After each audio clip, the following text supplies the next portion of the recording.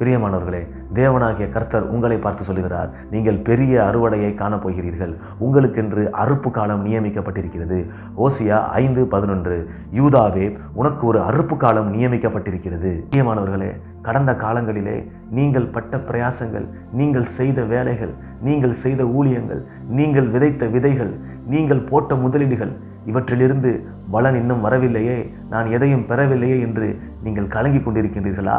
உங்களுக்கென்று ஒரு அறுப்பு காலத்தை கர்த்தர் நியமித்திருக்கின்றார். அந்த அறுப்பு காலத்திற்குள்ளே நீங்கள் வந்துவிட்டீர்கள். நீங்கள் விதைத்த காரியத்திற்கான பலனை நீங்கள் அறுக்கப் போகிறீர்கள்.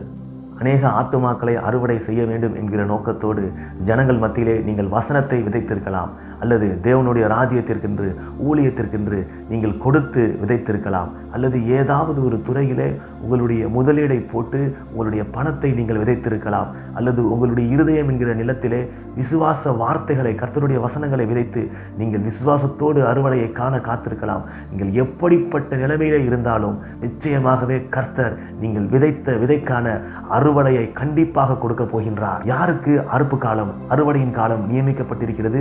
யூதாவுக்கு. யூதா என்றால் என்ன அர்த்தம்? ஆதியாகமம் 30:35 படி இப்பொழுது கர்த்தரை துதிப்பேன்.